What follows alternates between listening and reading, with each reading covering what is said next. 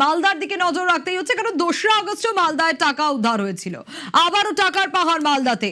আর এবার কোথায়? এবার ঘটনাস্থল গাজল। মাদক সহ পাকড়াও 2, নাকায় বাইক আটকে তল্লাশি, আর তাতে উদ্ধার টাকা। কিভাবে কীর্তি ফাঁস হলো, কিভাবে খবর পৌঁছলো টাকা উদ্ধার? জাতীয় সড়কের পাশেই চলছে টাকা গোনা, মেশিন আনিয়ে চলছে টাকা গোনা জাতীয় সড়কের পাশেই। এখনো পর্যন্ত 41 লক্ষ টাকা গোনা হয়েছে। পুলিশের অল আউট অ্যাকশনে র্যাকেট ফাঁস, আবারও মাদক চক্রের হদিশ। যে ছবি দেখাচ্ছি, রাস্তায় চলছে টাকা গোনার কাজ।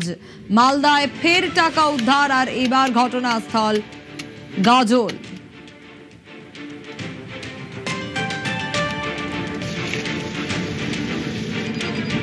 দোসরা আগস্ট টাকা উদ্ধার হয়েছিল এই মালদাতে, কারি কারি টাকা উদ্ধার, আর তারপর আজ আবারও টাকা উদ্ধার।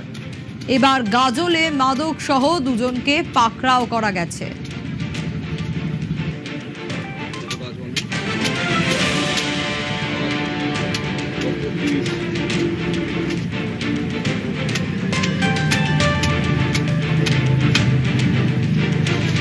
টাকা গোনার কাজ তো চলছে রাস্তায়, কিন্তু এর আগেও কদিন আগেই মালদায় টাকা উদ্ধার হয়েছে। কোথায়? মালদায় টাকা উদ্ধার হয়েছিল 2রা আগস্ট, আর আজ আবারও টাকা উদ্ধার।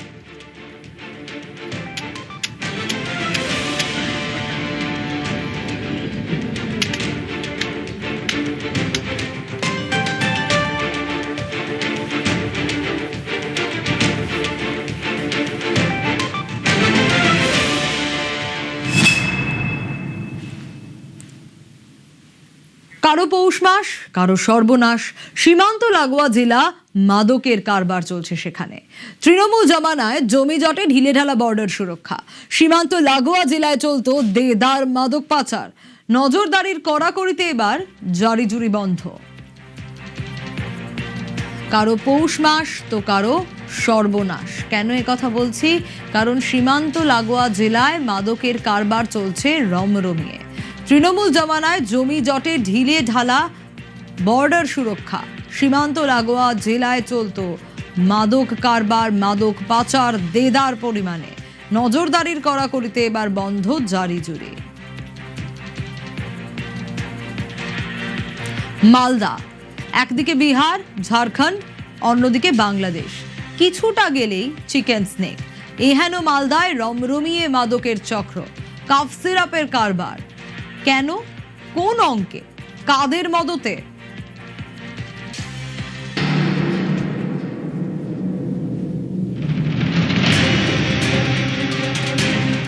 রবিবার রাতে টান টান অপারেশন। মালদার মঙ্গলবাড়িতে 2 জেলার পুলিশের হানা। তৃণমূল নেতার ফ্ল্যাটে টাকার পাহাড়।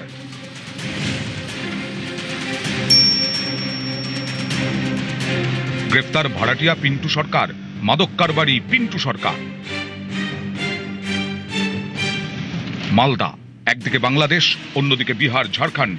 কিছুটা এগোলেই chicken snake strategic point. Chicken snake পেরোলেই নেপাল। ভৌগোলিক দিক থেকে অত্যন্ত কৌশলগত অবস্থানে মালদা জেলা। গত কয়েক বছরেই মালদাকে কেন্দ্র করেই ছড়িয়েছে মাদকের জাল। মালদার পাশাপাশি এই নেটওয়ার্কে জড়িয়েছে দক্ষিণ দিনাজপুরও। কখনো ভিন রাজ্য থেকে মাল এসে পৌঁছে যায় সীমান্ত পারের দেশে, কখনো আবার সীমান্তের ওপার থেকে নিষিদ্ধ পণ্য এসে ছড়িয়ে যায় ভারতে। মাদকের জালে ট্রানজিট রুট হিসেবে ব্যবহার করা হয় মালদাকে। নার্কো নেটওয়ার্কে লেনদেনের তালিকায় রয়েছে একাধিক মাদক। এই কাফ সিরাপের অন্যতম উপাদান কোডিন, যা শরীরে ঢুকলে মাথা ঝিমঝিম করে। ভারতে কোডিনযুক্ত কাফ সিরাপের ব্যবহার নিষিদ্ধ না হলেও কঠোরভাবে নিয়ন্ত্রিত। অন্যদিকে বাংলাদেশে কোডিনযুক্ত কাফ সিরাপ পুরোপুরি নিষিদ্ধ। উত্তর ভারতের বিভিন্ন রাজ্যে একাধিক ওষুধ তৈরির কোম্পানি রয়েছে। তদন্তকারীদের দাবি, ওষুধ ব্যবসায়ী হওয়ায় সহজেই এই কোম্পানিগুলি থেকে ওষুধ আনাতে পারতেন পিন্টু। তারপর পাচার বাংলাদেশে। হিমাচল প্রদেশ, উত্তরাখণ্ড, উত্তরপ্রদেশের মতো রাজ্য থেকে ট্রাকে করে আনা হতো কাফ সিরাপ। বিহার, ঝাড়খণ্ড হয়ে ট্রাক ঢুকত মালদা সহ রাজ্যের বিভিন্ন সীমান্তবর্তী জেলায়। সেখান থেকে বাইক এবং ছোট গাড়িতে কাফ সিরাপ সীমান্ত এলাকায় পৌঁছে যেত। বর্ডার পেরিয়ে তা বাংলাদেশে চলে যেত। বাংলাদেশে নিষিদ্ধ হওয়ায় এই সিরাপগুলি নাকি প্রায় 10 গুণ দামে বিক্রি হতো। জুলাই মাসে আমাদের একটা সোর্স ইনপুটে গাড়ি থেকে আমরা প্রায় 1500 বোতল কফ সিরাপ রিকভার করি। এই ইলিগাল স্মাগলিং ব্যবসা করতো, ওকে আমরা ধরতে পারি। ওল্ড মালদার এই গোডাউন একটা লোকেশন ছিল, প্রায় 9000 বোতল কোডিং বেসড কফ সিরাপ যার ম্যানুফ্যাকচারিং ল্যাবরেট ফার্মাসিউটিক্যালের আছে হরিয়ানা পানিপথে। ওটা এখানে কিভাবে এসছে, কাকে দেওয়া হতো, এসব জিনিস আমরা ডিটেইলে তদন্ত করছি। 3 জন অ্যারেস্ট হয়েছে, তাদের নাম মেন আছে পিন্টু সরকার, গোপাল চাকি আর সুশান্ত হালদার। ওল্ড মালদার মঙ্গলবাড়ি চৌরঙ্গি মোড়, এখানেই 6 তলা আবাসন, 4 তলায় ফ্ল্যাট ভাড়া নিয়ে মাদক পাচার চালাচ্ছিল পিন্টু। এই মুহূর্তে আমি দাঁড়িয়ে রয়েছি পুরাতন মালদহের মঙ্গলবাড়ির চৌরঙ্গি মোড় এলাকায়। কেন বেছে নেওয়া হলো মাদকের ঘাঁটির জন্য? আসলে এই এলাকা কিন্তু যোগাযোগের ক্ষেত্রে অত্যন্ত গুরুত্বপূর্ণ। এই যে রাস্তা দেখাচ্ছি পুরনো 34 নম্বর জাতীয় সড়ক, উত্তরবঙ্গের সঙ্গে দক্ষিণবঙ্গের সরাসরি যোগাযোগ এই রাস্তা ধরে। প্রতি মুহূর্তেই কিন্তু উত্তরবঙ্গ বা দক্ষিণবঙ্গের যাতায়াতের গাড়ি এখান থেকে কিন্তু সহজলভ্য। এর থেকে মাত্র 2 কিলোমিটার দূরেই রয়েছে মালদা টাউন স্টেশন। সেখান থেকেও কিন্তু রেলপথে উত্তর পূর্বাঞ্চল এমনকি আশেপাশের অন্যান্য রাজ্যগুলিতেও সহজে পৌঁছে যাওয়া যায়। কারণ এই সব এলাকা থেকে মালদা, মুর্শিদাবাদ, দক্ষিণ দিনাজপুর এই সব সীমান্ত এলাকায় সহজে কিন্তু মাদক পাচার করা সম্ভব। ক্যামেরায় লিপেশ লালার সঙ্গে সেবক দেব শর্মা এবং সান্নিক ঘোষ, নিউজ 18 বাংলা।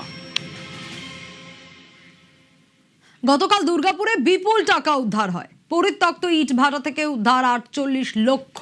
ফরিদপুরের চন্দ্রডাঙ্গায় টাকা উদ্ধার করে পুলিশ। গতকাল দুর্গাপুরে বিপুল পরিমাণে টাকা উদ্ধার হয়। পরিত্যক্ত ইট ভাটায় 48 লক্ষ টাকা উদ্ধার। ফরিদপুরের চন্দ্রডাঙ্গায় টাকা উদ্ধার পুলিশের।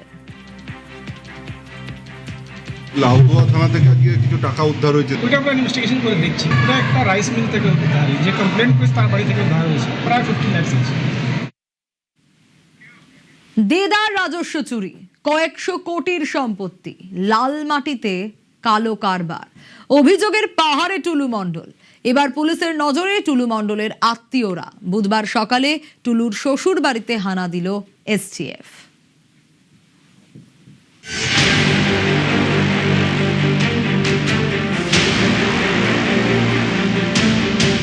নাজিবউদ্দিন ওরফে টুলু মণ্ডল বীরভূমের বালি মাফিয়া।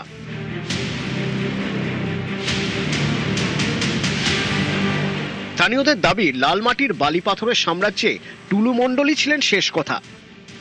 বালি পাথর থেকে কোটি কোটি টাকার সম্পত্তি, সরকারের রাজস্ব, অভিযোগ সেটাও ঢুকত টুলুর পকেটে।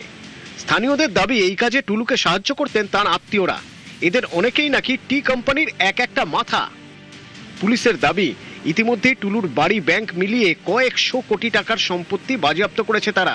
গ্রেপ্তার হয়েছেন টুলুর একাধিক সহযোগী। এবার পুলিশের নজরে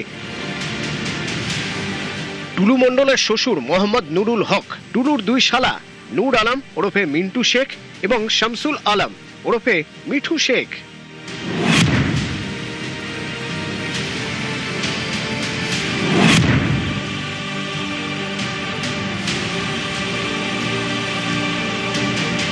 বীরভূমের পাড়ুইয়ে পাশাপাশি 2টি আলিশান বাড়ি।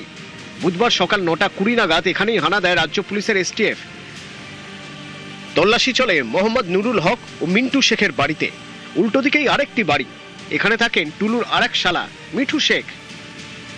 সূত্রে আমাদের জানা ছিল যে কিছু মাল এখানে আছে, সেই জন্য এসেছি। হ্যাঁ, অস্ত্র বোম বারুদ আছে বলে আমাকে এসেছিল। কলকাতায় থাকতো আগে, ছেলেকে পড়াশোনা করতে, এবারে মেয়ে কলকাতায় আছে, এইটুকুই জানি। সকাল 9:20 থেকে বেলা 3:20 পর্যন্ত তল্লাশি অভিযান চলল, যদিও তেমন কিছুই উদ্ধার হয়নি। বাথরুম থেকে শুরু করে বাড়ির বিভিন্ন জায়গায় কুড়ে দেখা হয়েছে। একসময় টিউশন করতেন টুলু মণ্ডল। অভিযোগ 2011 সালে তৃণমূল ক্ষমতায় আসতেই অন্ধকারের অর্থনীতিতে হাত পাকানো শুরু হয়। দিনে দিনে বিশাল সাম্রাজ্য, কয়েকশো কোটির সম্পত্তি। অভিযোগ তৃণমূল আমলে শুধু টুলু নয়, তার আত্মীয়দেরও ভুলবদল হয়েছে। স্থানীয়দের দাবি, টুলু মণ্ডলের শ্বশুরের আদি বাড়ি বীরভূমের তালিবপুরে। একসময় তিনি চাষবাস করতেন। দুই শালার একজন গাড়ি চালাতেন, আর একজন ধান কেনা বেচার কাজ করতেন। অভিযোগ, 11-র পর তাদেরও উত্থান, চলে আসেন বারুইয়ে। টুলু মণ্ডলের দুই শালা এখন পাথর ডিপোর মালিক। শোনা যায় তাদের প্রায় 40টি ডাম্পার রয়েছে। সেগুলির গায়ে টুলু মণ্ডলের সংস্থার কোড নেম এমএসপি, মণ্ডল স্টোন প্রোডাকশন। রাজস্ব এড়ানোর গ্রিন সিগন্যাল। এই দেখুন সেই ডাম্পার। স্থানীয়দের দাবি, টুলু মণ্ডলের বিরুদ্ধে তদন্ত শুরু হতেই বেশ কিছু ডাম্পারের গা থেকে এমএসপি লেখাটি মুছে ফেলার চেষ্টা হয়েছে। এই গাড়িগুলো কাদের? মিঠুবাবু। এই মিঠুবাবু কে হয়? কার সম্বন্ধী? টুলু মণ্ডলের সম্বন্ধী। কতদিন ধরে এই গাড়িগুলো বন্ধ হয়ে আছে এখানে? 2 সপ্তাহের গাড়িগুলো বন্ধ, সব চলছে না। মিঠু আর মিন্টু কে হয়? দু ভাই। কে হয়? টুলু মণ্ডলে কে হয়? টুলু মণ্ডলে কে হয়? সম্বন্ধী হয়। এবার এই ছবিটা দেখুন। টুলু মণ্ডলের শ্বশুরের বাড়িতে তল্লাশি চালাতে ঢুকছেন তদন্তকারীরা। উল্টে সেই তদন্তকারীদেরই পকেট সার্চ করছেন টুলু মণ্ডলের শ্বশুর। ভাবুন অবস্থা। এদিন তল্লাশি চলে টুলু মণ্ডলের কাকা শ্বশুরের বাড়িতেও। আমাকে সেরকম কিছু করেনি, আমার বাড়িতে সার্চ করলো, আমার বাড়িতে কিছু পাইনি, কাকার বাড়িতেও কিছু পাইনি। বীরভূম জেলা পুলিশ সূত্রে এখনো পর্যন্ত কোনো কিছু উদ্ধার হয়েছে কিনা না সেই বিষয়ে স্পষ্ট করা হয়নি। বীরভূম থেকে ইন্দ্রজিৎ রুজ, নিউজ 18 বাংলা।